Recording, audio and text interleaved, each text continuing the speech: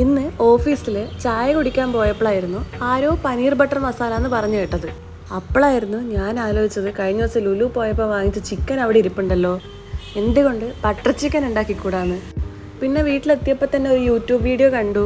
ഫ്രിഡ്ജിൽ എന്തൊക്കെ സാധനം ഇരിപ്പുണ്ട് ഇല്ല എന്നൊക്കെ ഒരു ലിസ്റ്റ് ഉണ്ടാക്കി അടുത്തുള്ള കടയിൽ പോയി ആവശ്യമുള്ള സാധനങ്ങൾ മാത്രം വാങ്ങിച്ചു. പണ്ടൊക്കെ ആണെങ്കിൽ ഞാൻ ഈ യൂട്യൂബിൽ ഓരോ കുക്കിംഗ് വീഡിയോസ് നോക്കുമ്പോൾ വീട്ടിലില്ലാത്ത സാധനം അത്യാവശ്യം നമുക്ക് ഒഴിവാക്കാൻ പറ്റുന്ന സാധനങ്ങളൊക്കെ അങ്ങ് ഒഴിവാക്കാറുണ്ട്. ഈ ഫ്രഷ് ക്രീമൊക്കെ ഞാൻ ആദ്യമായിട്ടാണ് ഇന്ന് കടയിൽ പോയി മേടിച്ചത്. ഓരോരോ മാറ്റങ്ങളേ. പിന്നെ ചിക്കൻ ഞാൻ കംപ്ലീറ്റ് എടുത്തിട്ടില്ല, ആദ്യമായിട്ട് ഉണ്ടാക്കുന്നതുകൊണ്ട് തന്നെ കുറച്ചെടുത്തൊരു ട്രയൽ പോലെ ഉണ്ടാക്കി നോക്കാമെന്ന് വിചാരിച്ചു.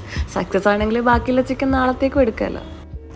എന്തായാലും എന്തേലും ഒരു ടേസ്റ്റ് ഉണ്ടാവുമെന്ന് എനിക്ക് ഉറപ്പായിരുന്നു. കാരണം നല്ല തിക്ക് ക്രീം കിട്ടുന്ന ഉറപ്പുണ്ടായിരുന്നു. ഫ്രഷ് ക്രീം ഉണ്ട് കയ്യിൽ, പിന്നെ കാഷ്യൂ ഉണ്ട്. പിന്നെ ഈ ഉള്ളിയും തക്കാളിയൊക്കെ അരക്കുമ്പോൾ എന്തായാലും അത്യാവശ്യം ഒരു തിക്ക് കൺസിസ്റ്റൻസി കിട്ടുമെന്ന് എനിക്ക് ഉറപ്പുണ്ടായിരുന്നു. ഈ സോയാ സോസിനും ഉണ്ട് ഒരു കഥ പറയാൻ. കുറേ നാളുകൾക്ക് മുന്നേ ഇതേപോലെ ഫ്രൈഡ് റൈസ് ഉണ്ടാക്കാൻ വേണ്ടി വാങ്ങിച്ച് വെച്ചതിന് ശേഷം ഇപ്പോഴായിരുന്നു ഇത് പുറം ലോകം കാണുന്നത്. ഇപ്പോൾ ഇതിലേക്ക് നിക്ഷേപിച്ച കസൂരി മെത്തി ഞാൻ ഇപ്പോഴാണ് ആദ്യമായിട്ട് കണ്ടത്. മൊത്തത്തിൽ കാണാനൊക്കെ കൊള്ളാം. പിന്നെ കഴിഞ്ഞ ദിവസം ലുലുന്ന് വാങ്ങിച്ചിട്ടുണ്ടായിരുന്ന കോൺ ബ്രെഡിൻ്റെ ഡേറ്റ് ഇന്ന് കഴിയുന്നതുകൊണ്ട് തന്നെ ഇതിൻ്റെ കൂടെ കോമ്പിനേഷനായിട്ട് കഴിക്കാമെന്ന് വിചാരിച്ചു. സംഭവം സെറ്റാണ്.